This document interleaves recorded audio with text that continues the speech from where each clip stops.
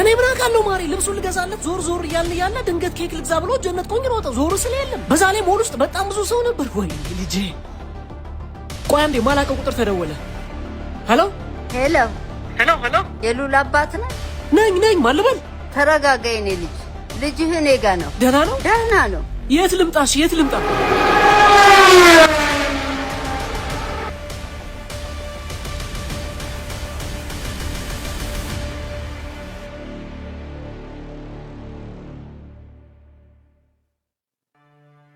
ጎበዝ ልጅ አለ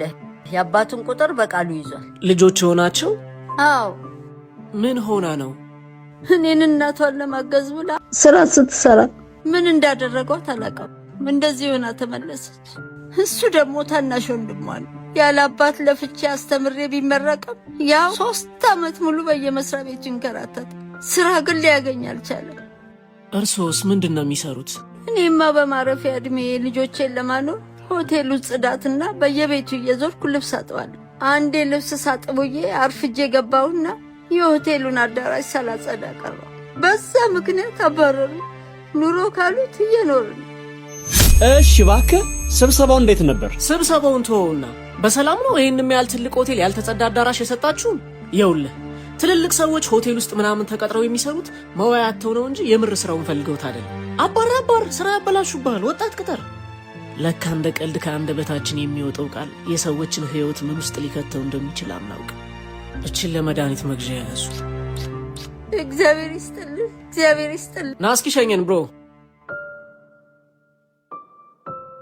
እሺ ላንተና ለቲክቶክ ቤተሰቦቼ ደግሞ 200 ሺህ ብር ባሸልማችሁስ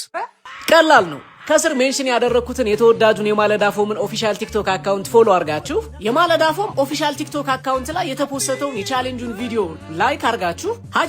#የኔ ማለዳ በማለት የወደዳችሁትን ኮሜንት ጻፉ ብዙ ላይክ ላገኙ 3 እድለኞች አንደኛ ለወጣው 200 ሺህ ብር ሁለተኛ ለወጣው 100 ሺህ ብር ሶስተኛ ለወጣው 75 ሺህ ብርና የማለዳ ፎም ሱፐር ማትረስ ለሁሉም አሸናፊዎች እና